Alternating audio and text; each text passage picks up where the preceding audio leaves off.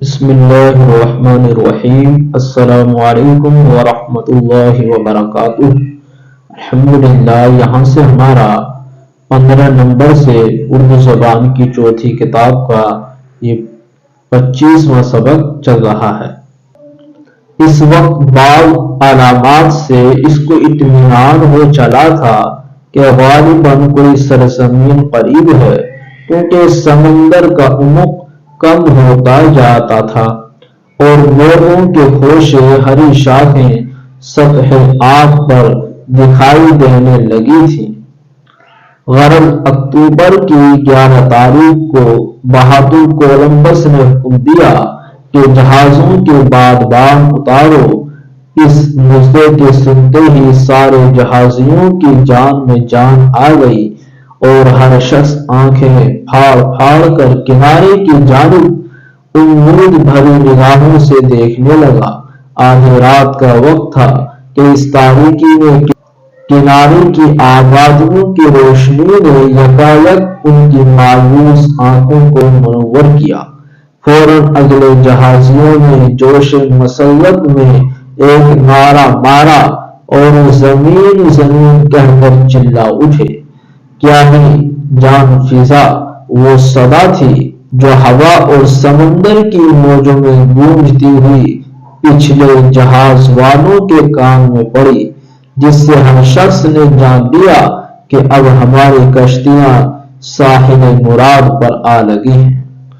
صبح دم ادھر ادھر نگاہ ڈالی تو کوس بھر کے فاصلے پر ایک جزیرہ، اس کے گھنے درخت اور سبزہ زار نظر آنے لگے۔ ہر شخص کا دل خوشی سے لبریز ہو گیا۔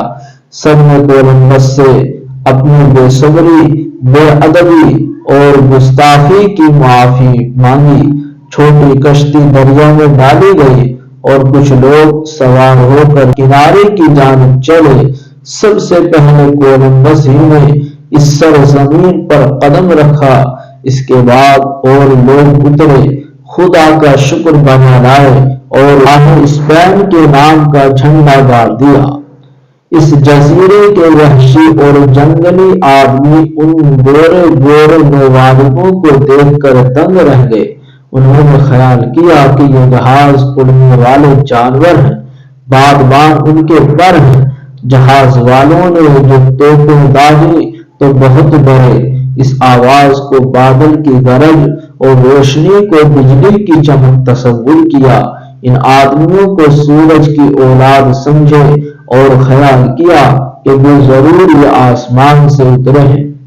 شام کے وقت کئی دیسی آدمی کشتی پر سوار کر کے جہاز کے پاس لائے گئے۔